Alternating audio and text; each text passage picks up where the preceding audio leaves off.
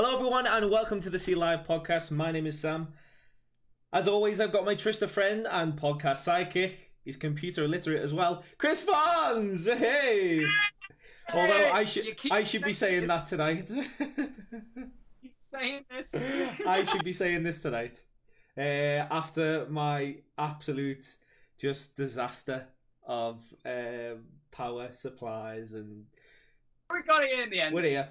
Brilliant. We made it. And as always, we've got a fantastic guest, and that guest this evening is my good friend JJ Gibson. How you doing, mate? How's it going? What's going on, broadcast world? I'm good, brother. I'm good. Like I said, I'm just out here chilling, living la vida lockdown. Lockdown 2 electric boogaloo. And just vibes, brother. You know what I'm saying? Same old. How you finding lockdown part 2? Lockdown part.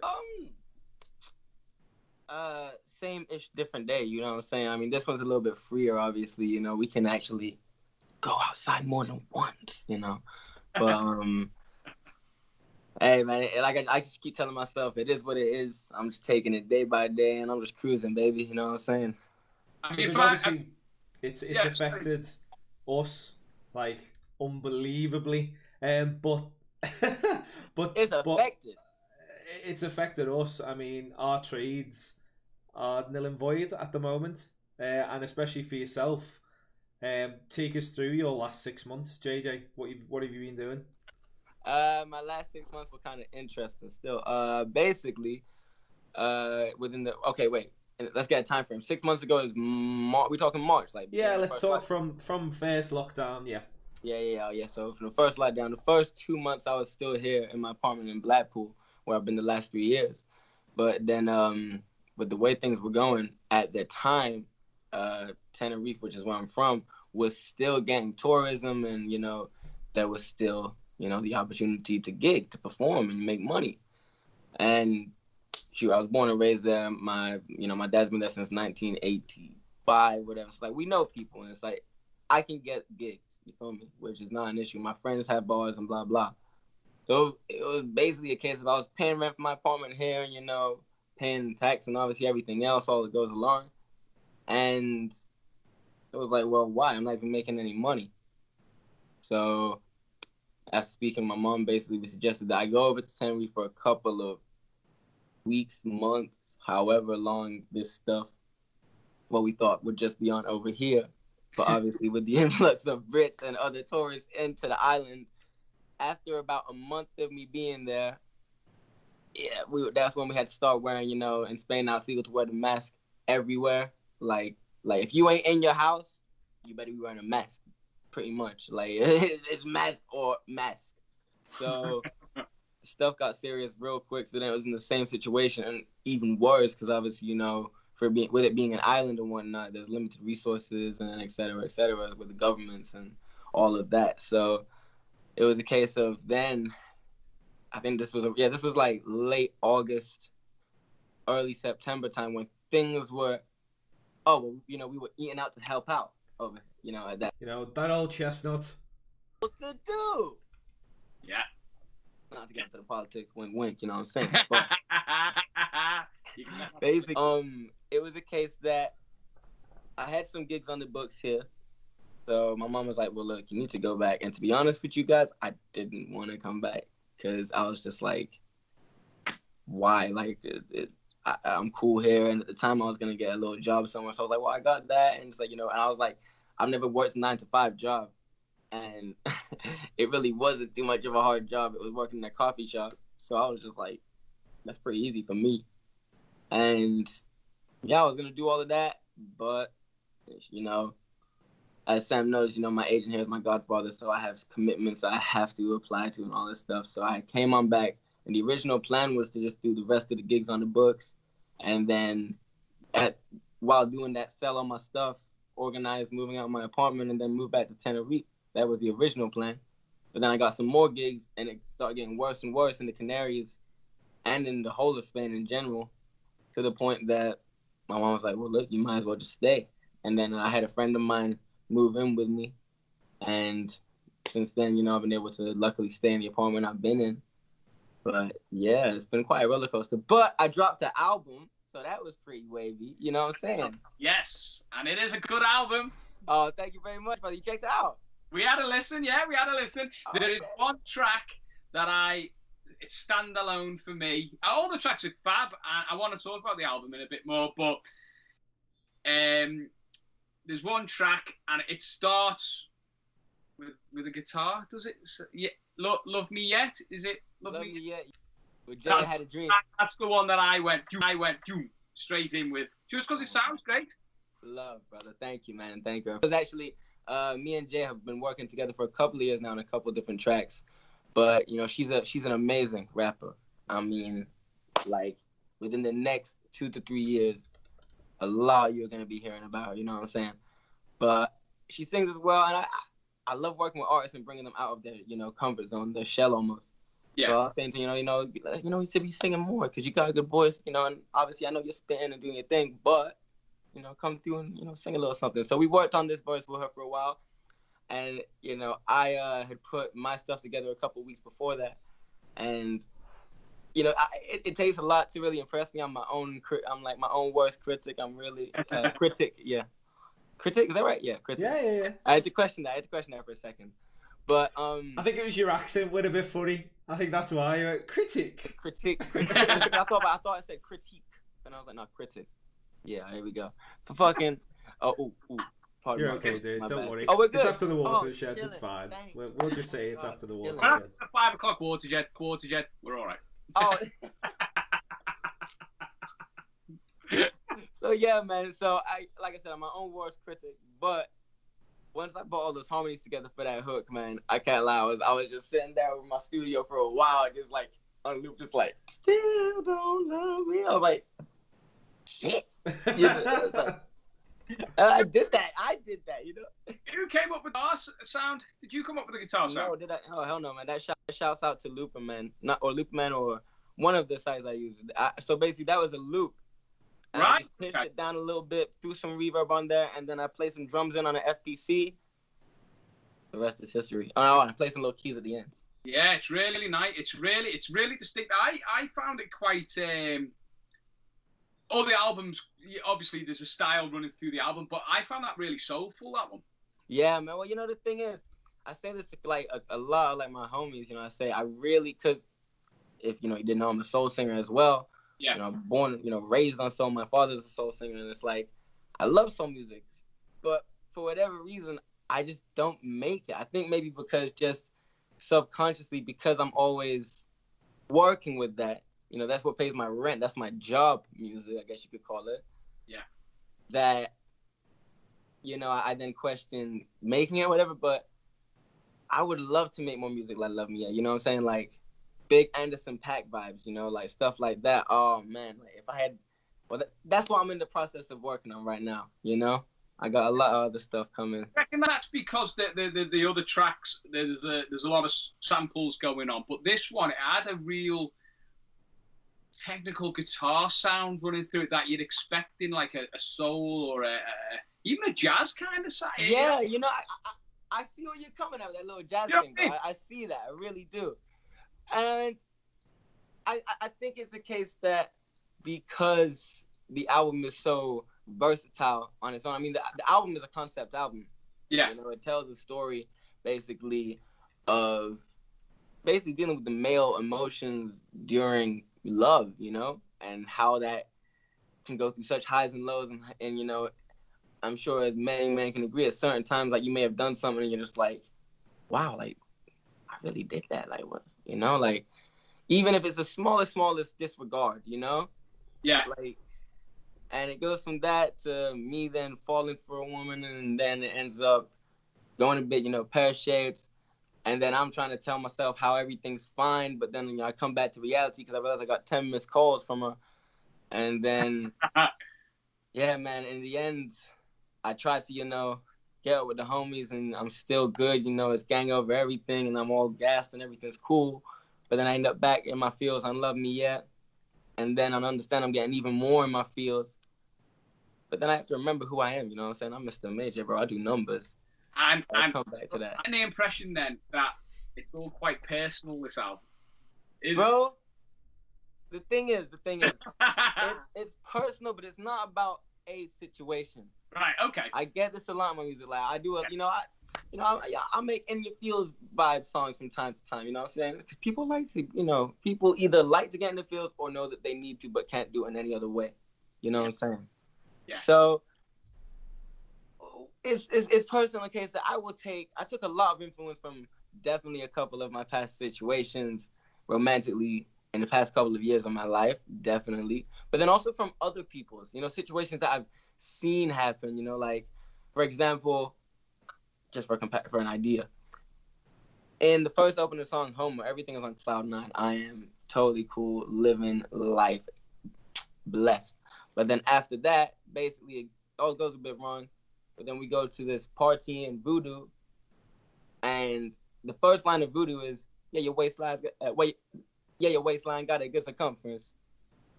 And in the concept of the story, I'm meant to be going to meet this one girl. But then I've gone and I've walked in and I've seen this other girl stray away. And your waistline got a good circumference. You know what I'm saying? That's it. I'm enamored. Like, fuck that other woman. She don't mean it. I forgot her name already. You get me? Like, it was a rap. But then that's where you question it, because it's like, I totally disregard her.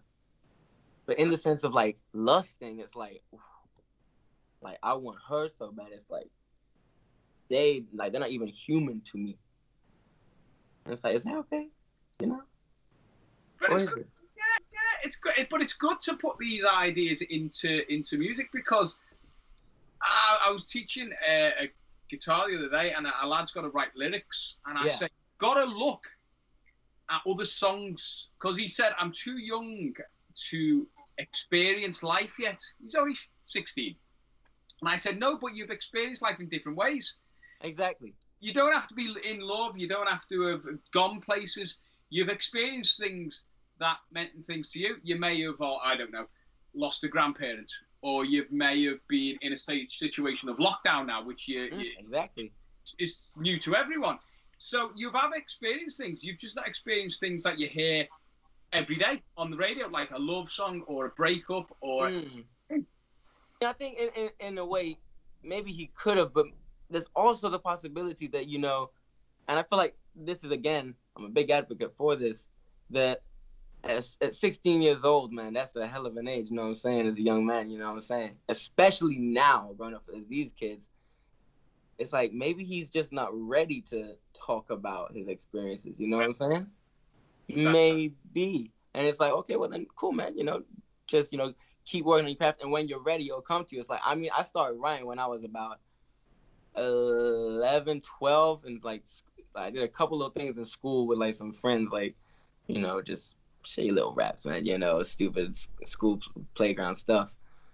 But then when I was 12, I was actually taken out of school at the time because, in a nutshell, we was broke, so I couldn't afford to go to school. And I had this little small notebook laptop that, bless my mom, and my dad, both of them worked for it. So I had that. That was my only entertainment. And I had the game, Hate It or Love It, instrumental. And I was just like, I like the beat, So I wrote something to that when I was 12, and I was talking about, in my feelings, and then, what my parents are going through. But I was always very, I guess you could say, intuitive like that. I was always in touch with what was going on and, how I was feeling. And I don't know. I mean, I'm going on a tangent about, music and mental health, but that's nothing else. I found that's important, especially rap music, because rap music is probably the music, I'll be honest with you, is I listen to the least. Yeah, fair enough, man. But you've got to have awareness of every genre of music, because it's so important. You've got to appreciate every genre of music, because, well, look at rap music. In America, for a long time, it was country music that was the biggest selling records. There you go. Now, rap has overtook over the last 5-6 years. Rap as a country is the biggest selling. Man, I mean, even more than 5 or 6 years, honestly. I'm going at least maybe 15, 20. At this point, going through the 90s, we like, your Pacs, your Snoops, your Dre's, your Biggies. I mean, yep. Woof, NWA. There you go in the early 80s, man. Like, it's been coming on for a while. Now it's just more so evolving, and I feel like as a hip hop head personally, you know, I mean, I'm getting older as it is. You know, I just turned 23 yesterday, so Let's put it out there, ladies and gentlemen. He's a big birthday boy. Look at him. Love, big love. I like when you say he's getting older. How old were you? You're 22. 3, man. Oh yeah. With a bullet. You know what I'm saying? Older and wiser. Got a couple little grays coming through. But yeah, you know, as an aging, I guess you could call hip hop head now. This newest sound of hip hop is different, but you gotta keep up with the times, man. You know what I'm saying? As a musician, you can't be the guy that's talking about, yeah, man. You know, I used to like hip hop when hip hop was real, man. You know, when they were really talking. I was like, okay, man. Well, look, if that's what you like, fantastic. Do your thing. Have a Coke and a smile and keep it stepping. But you gotta be open to all sorts of music, no matter how it sounds. In layman's terms, obviously for us, you know, obviously we like our music. I'm probably similar to Chris, not particularly listening to rap music, current rap music. In layman's terms, for obviously people out there that maybe are similar to us and don't listen to it, is there a difference to rap music now in regards to what they're writing about? Because obviously you listen to the likes of well, I mentioned NWA before, and it was probably not probably, most of it is politically driven, race driven, and I want to throw it to you in that regard. Are we still keeping the same theme within rap? I feel like, just like in really every genre, you know, you have your different kind of subgenres. So you've got your rappers that will make, you know, politically charged songs, and then you got your guys who are just, you know, there to flex and, you know, show how cool they are and what lavish lifestyles they live. I mean, you can put that in anything, you know, from like glam rock to punk rock to, you know, people who like get involved in stuff like ska, etc. You know, I feel like there still is that integrity of hip hop, but I feel like it's also, as it is, because hip hop now, like it or not, is pop music. Mm-hmm. Yeah. Because it is the big, as you know, as Chris said before, it's the biggest genre now. And it's a case of now I feel like it's very watered down because it's very easy to just like it was for pop in the 80s. And, you know, you can go on YouTube and find so many just like completely then disregarded artists and songs. And I mean, man, it's crazy. If you actually go on like a YouTube search like that, you'll be astounded at how much like people you've just never heard of. And yeah, man, overall, I just think there's a big oversaturation in it now. Obviously, the state of the industry that we're in now, JJ, we're all in a situation where we're just twiddling our thumbs and hoping hopefully this vaccine comes out and, you know, there's good news. It's 90% working at the moment. But do you think we'll ever see the music industry what it was like 5-6 years ago in the next 4 to 5 years? I mean, from my personal opinion, I don't think we will. I think it's going to be a completely different ball game, and I wanted your take on it. That's a bit of a mad one, brother. I mean, you know, I kind of consider myself a glass half full type of guy. Feel me? But like on a real one, I hear you. Like, I personally don't see it going back to fully normal anything for sure, at minimum a year, because it's like, you know, it's like I saw me on Facebook a couple of days ago, and it was what's his name, Simon from The In-Betweeners, and it was saying, when you've been told to stay indoors for 4 weeks, but the furlough scheme's been extended until March. I don't know, it's a bit dodgy, man. You know what I'm saying? It's like, yeah, what's going on? You know, what do you know that we don't, motherfucker? Like, it's true. Why are you keeping your cards to your chest? What's so? I don't know, man. I feel like I like to be optimistic and say that we will all be cool by touch wood summer next year. I think obviously people are still producing music. People are still writing new music. Obviously, going through this pandemic is gonna, you know, release music that probably we would never have gotten if this pandemic would never have happened. So I think there is a positive to come out of this. But you obviously you write and produce your own stuff. Obviously on this new album, have you got a particular track that you kind of is dear to your heart, a favorite? I don't know about dear to my heart, but from like a creative standpoint, because this album for me was almost a benchmark. This was the first project I've done where it's 110% all me. You know, sometimes I might use because I've been producing now for 6 years. Yeah, 6 years. And, you know, I've always had like maybe one beat from my brother, he's also a producer, or maybe one of my friends, or maybe just something that I would find off of somebody else and whatnot. But this was all 100% me. And I really felt that production-wise, I really made a huge milestone with this one. For example, like this track 4, sorry, Please Me. That's actually a sample of Janet Jackson, when I Get Lonely. But it's 3 seconds of the whole song. And that's it. And I stretched that and I chopped it and put it into like a drum pad machine. And man, like I said, I'm my own worst critic, but that was like, and then when I showed my friends, I put the homies onto it, they were just like, yo, and I was like, oh, yo, this actually is pretty good. So I'd say, close to my heart, I'd say Please Me for that. And then also, just because I'll never forget the feeling I had when I first finished this beat, Condolences, the last song. It's not even a song, my man. It's a journey.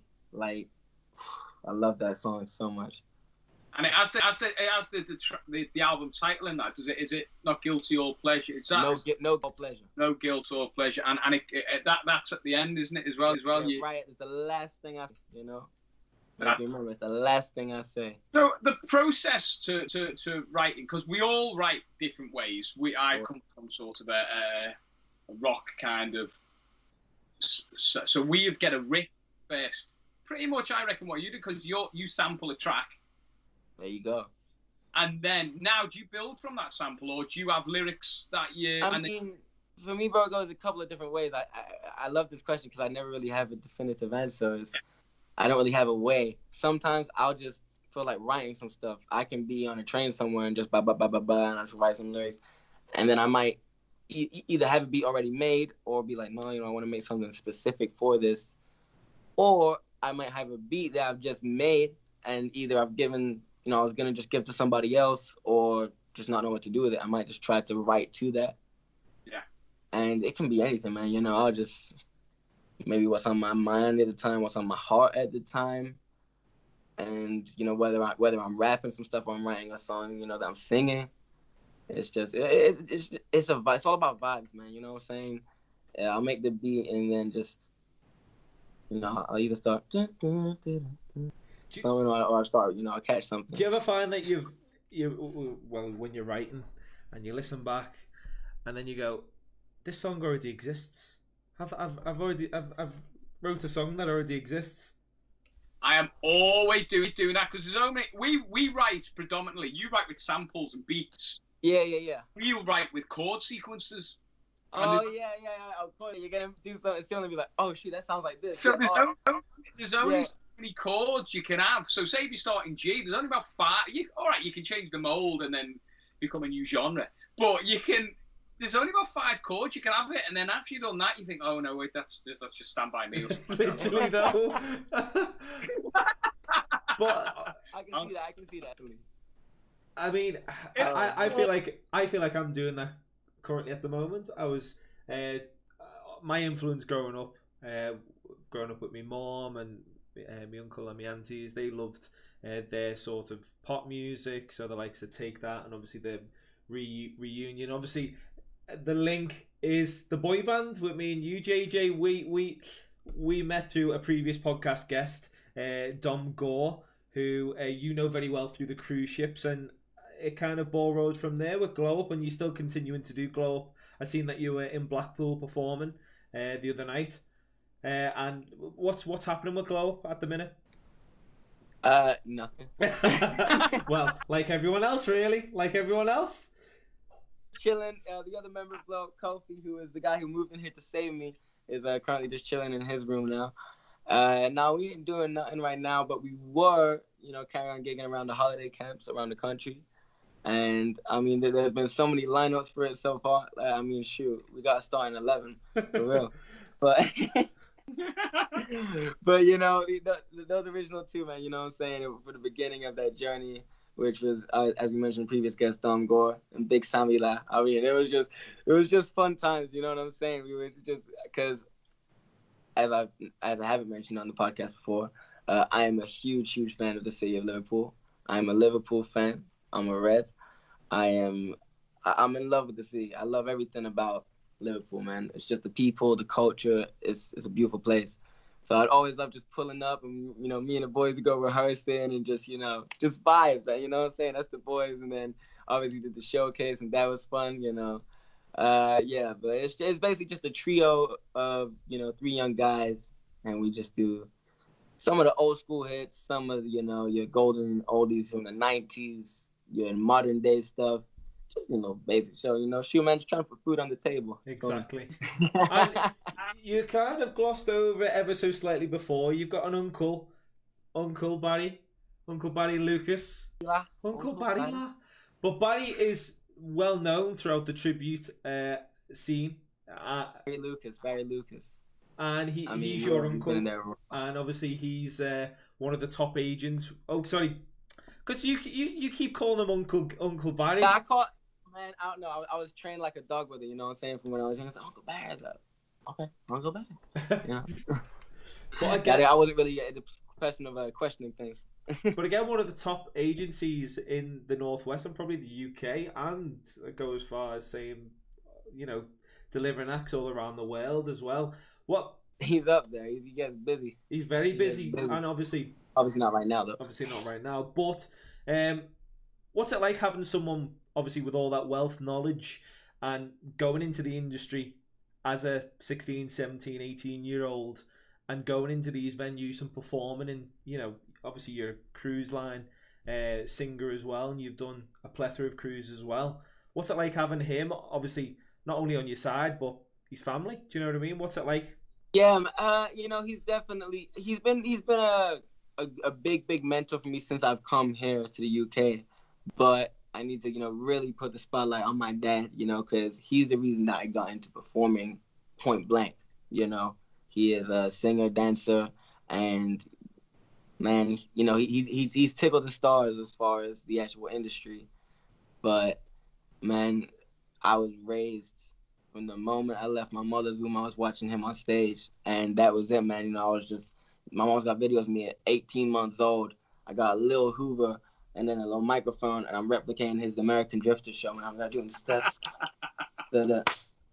Cupid, draw back your bow. All this stuff, you know, I had the whole show down at a young age. So, and I was never really academic, you know. I was definitely no favorite teacher's student, but it is what it is, you know. Saying different strokes for different folks, man. So once I got out of school, it was a case of, well, I had to start singing, you know. Shoot, I ain't gonna do nothing else.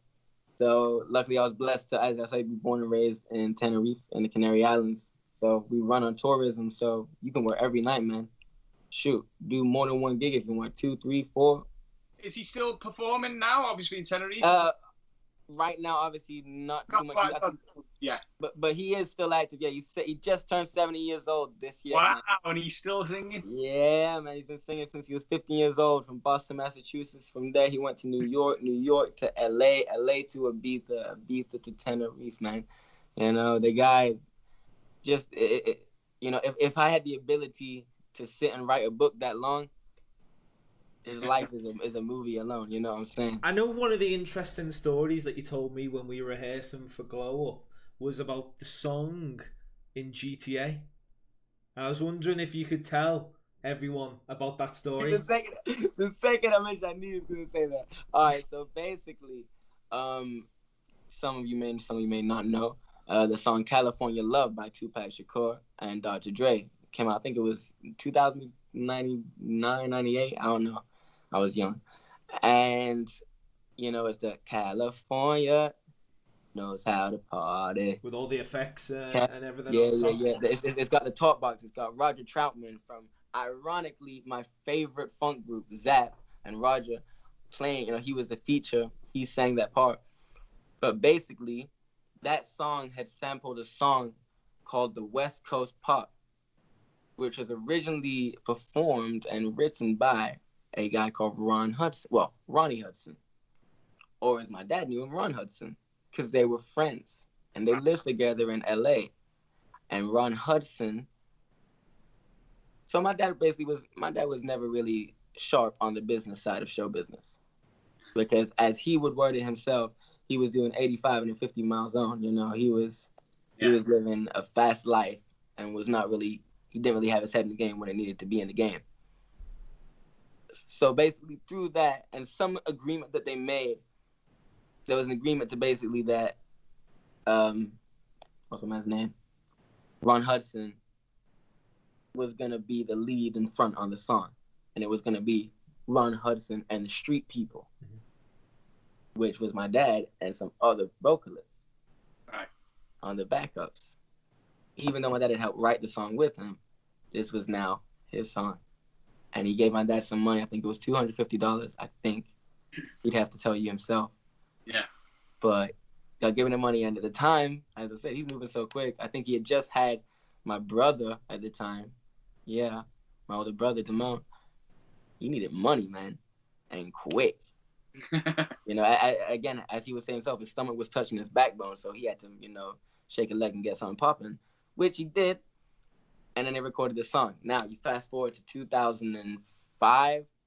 I'm 7, 8 years old, and I'm playing Grand Theft Auto on the PlayStation 2. I'm driving through San Andreas, popping caps, as you do. and as I'm cruising around the ends, you have all the different radio stations in the cars. So I'm on this station called Bounce FM, which is a funk station, because even from a young age, I'm funky. I like funk. And there's this song, and I'm hearing it, and I'm singing, I'm going, so rough, so tough, out here, baby. So rough, so tough, out here, California knows how to party. And I'm like, bro. And there was a certain note. Like I said, remember, I have been raised from the second I left my mother's womb, listening to my dad sing, watching him perform. I know his range like it was a color range scheme thing. The little color things, like off by heart. And I hear this note, and it's in the city of LA. And I'm like my dad. Carry on popping caps and skirt, all of that, wouldn't pay the mind a day. And then I can't remember what came first, but as years went on, I carried on to play the game every now and then because it became a huge game. It's one of the biggest games of all time now. And I remember my dad speaking to some friends of his at my house on a Thanksgiving day. We used to have all the Americans in Tenerife. They would come to my house and, they'd celebrate Thanksgiving. And they're talking about the story. And I remember saying, he was like, yeah, man, everyone has fucked me on my money, man. God damn it, blah, blah, blah. And I was just like, yeah. I was like, I know that song. He was like, huh? And I was like, it's on Grand Theft Auto. And then I spent like 20 minutes driving around because obviously it's not just playing on loop. It's an actual, a radio station. So I'm like, come watch at the party. And he's like, no, whatever, because he's getting drunk. It was his 60th birthday, I think. And yeah, man, basically ended up telling me a couple of days later after I sat him down and showed him the story that, yeah, he was basically the guy that wrote it, but nothing he could do about it. He had like no paper, not even a receipt for the money, nothing. Like he took the money and that was it. Kept him moving, man. And he went back to Boston to go see a music lawyer in 2009, I want to say. And I knew because it's logic of just modern society. It was his voice and his word against a multi-billion-dollar record company. Because he used to like jokingly say like, yeah, Dr. Dre owe me some money, and I was like, I remember a Beats by Dre headphone commercial coming. He was like, yeah, he sell some of the headphones, give me some money, man. And it's just it's a sticky one, but he wrote it with Ron Hudson, yeah, and with it was the hook. It was the pop rocking in not the hook, the verse. Pop locking in Rolls Royce, Cadillacs, Lincolns and Mercedes Benz. Pop lockers in Howard Johnson, Sheraton. Pop locking at the Holiday Inn. Pop locking in Hollywood. It's understood. To the features and then so rough, so tough out here, baby. And then the guy who actually then went on to perform it in the Dr. Dre and Tupac version, Roger Troutman, him and his group, Zapp and Roger, they did a cover, like a remix of it called So Rough, So Tough, where they took that section of the song and then made that song. And then, now this part doesn't really have anything to my dad because he didn't play any of the instruments. But bro, if you go and listen to the song, Ronnie Hudson and the Street People, West Coast Pop Lock, or just Ronnie Hudson, West Coast Pop Lock, there is a guitar line on there that you may just notice. You may just recognize it from one of the biggest songs of the last 10 years. And the guitar line goes, dun, dun, dun, dun, dun, dun, dun, I know it. I know it. This is that ice cold Michelle fight for that white gold. That Chris, same guitar line. Do you know it? Chris is gone. I think Chris is shocked. Chris is actually gone. I don't know why he's gone, but I think he's in shock over the fact that it was Bruno Mars. Bruno Mars is Uptown Funk, and that leads in very, very nicely with you as well, JJ, because you are a tribute to Bruno Mars as well. Oh man, I do a couple things here and there, man. You know what I'm do saying? more than just a couple of things, young man. You do everything. You're grafting, man, which is great to see, and obviously it's unbelievable. Listen, guys, do us a favor, go on to our social medias and make sure that you follow us on Facebook. That's @CLive. On Twitter, it's @CLive Enter1. And on Instagram, it is @CLiveUK. JJ, they can follow you on the Instagrams, the Facebooks, the Twitter.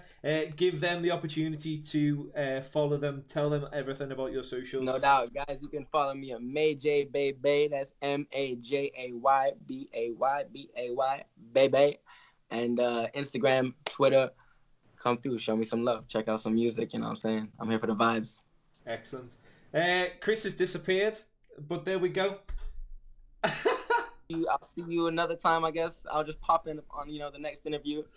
JJ, thank you so much for taking the time to speak to us this evening. Again, folks, make sure you follow us on all our social medias. We'll be back next week with another edition of the C Live podcast. Stay safe out there, and we'll see you next week. Bye-bye now.